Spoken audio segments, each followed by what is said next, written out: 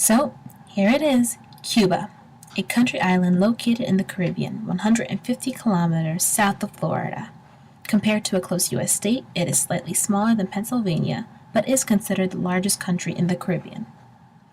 Cuba's climate is tropical, and its terrain is mostly flat. Cuba has a population just above 11 million people.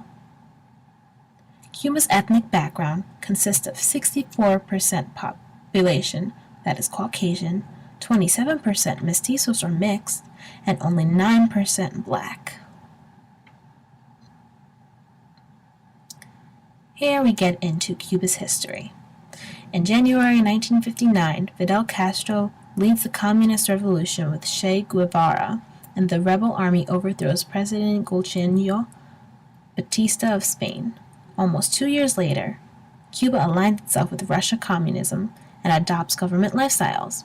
If U.S. tried to intervene, the U.S. would induce war with the Soviet Union.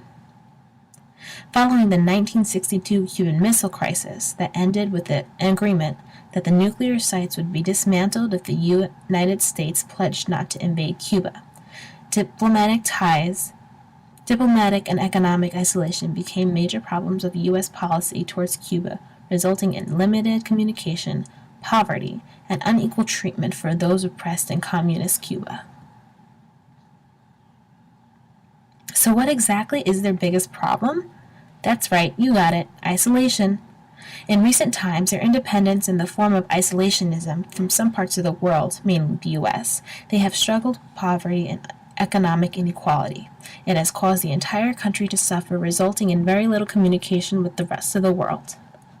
In comparison to the rest of the world, only 1.6 million users on the internet where private citizens are prohibited from buying computers or accessing the internet without special authorization. Only 1.2 million with telephones, and only 58 broadcast stations where the government owns and controls all broadcast media. Private ownership of electronic media prohibited.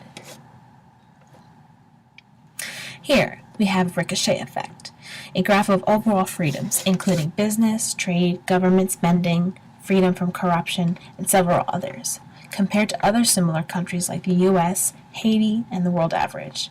I took the percentage of Cuba's freedoms and averaged them over the past 15 years. Here we see that Cuba is just under 30%, whereas the United States, Haiti, and the rest of the world are over 45%. Here in the most recent times, over the past 15 years, we see Cuba barely making any progress. Well, announcing reconciliation, in December 2014, Obama and Raul Castro came to agreements, announcing that they would be restoring full economic ties. Majority of Americans support this reestablishment of the ties, and hopefully we will see an increase in Cuba's overall improvements. And that's all I have for today. Thanks, guys. Hope you enjoyed. Created using Powtoon.